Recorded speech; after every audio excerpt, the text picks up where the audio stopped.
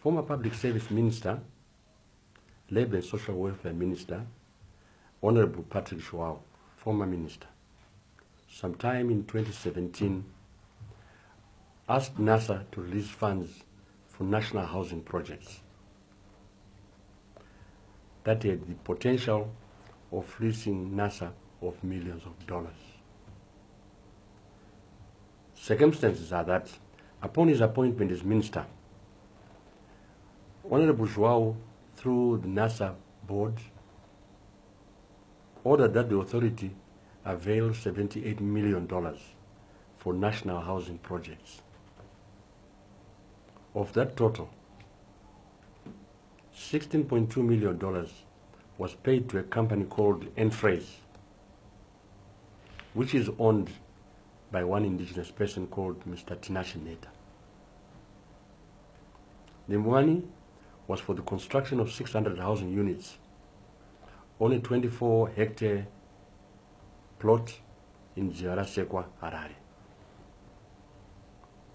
The cost of building materials for this construction of these housing units was $4.57 million, with the remainder, $12 million, being labor costs.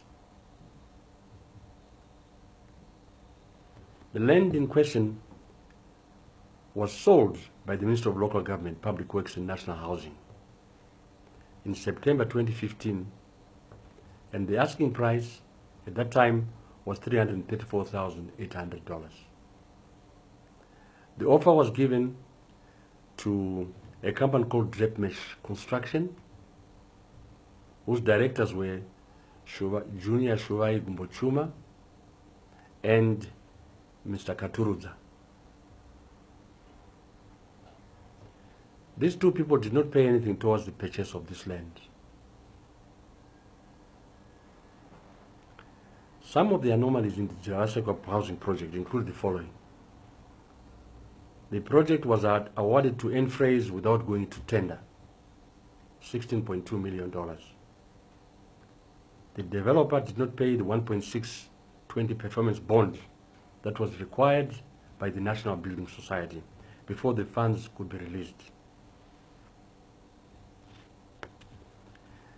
Some ministry officials reportedly ordered the release of the money without the performance bond. Enphrase reportedly paid $2.2 million to Mrs. Gumbochuma for the purchase of the land, whose purchase price from the ministry in October, when Minister Joao was now the Minister of Labour and Social Welfare, was $410,000. This purchase was not done by Mrs. Gumbochuma. National Building Society paid for the land on behalf of Mrs. Gumbochuma. There were no certificates of compliance from the Surveyor General's office or the Harare City Council. We're talking about the designs, water reticulation systems, and the subdivision permits. The housing units, we are told, may be substandard, and an indication that the contractor may not have done a very smart job. Upon the completion of this project, Enphrase was to surrender the houses to NBS. The houses built on land bought by NBS for Mrs. Gumbochuma. But that was not the only project that Minister Joao, when he was Minister of Labour, presided over. He also ordered the NASA to release $18 million to a project in Caledonia, fronted by a company called the Housing Corporation of Africa, owned by Mr. Adam Molai as one of the directors. You probably know Mr. Adam Molai is the son-in-law to the First Family, former First Family. The same thing with this project. The land was purchased by NBS, National Building Society, on behalf of the developer, Housing Africa Consortium. The third project was a project in Mutare. It was given to a company called Globeni Construction. The owners of this company have never built houses before. Without going to tender, they were paid $11 million in advance. Just like Housing Corporation of Africa was paid $80 million in advance, they were paid $11 million. Now, with the Mutare project, the bricks were to be supplied by a man called Robert Joao. An order of $2 million was given to him to supply 2 million bricks. You know who Robert Joao is. He's the Minister Joao's young brother. He did not supply 2 million bricks. He supplied only 200,000. Up to date, NBS have not sued for the money they paid in advance to a company called Botwell Investments, which is owned by Robert Joao. Now, what is very clear and very intriguing is that National Building Society is not in the business of buying land on behalf of private people, then signing contracts with those private people to build houses for them. This matter should have gone to tender. There is also an amount of $2.2 million that was paid by National Building Society to a company called Premier Link Services. This company has no history of housing development, and even after being paid $2.2 million,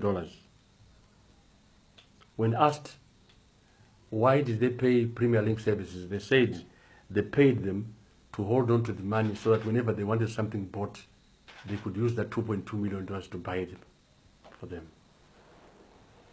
And then this company does not seem to have offices. The Minister of Local Government had approved the lease not to Mike Mbuchuma, but to Drepmesh Construction.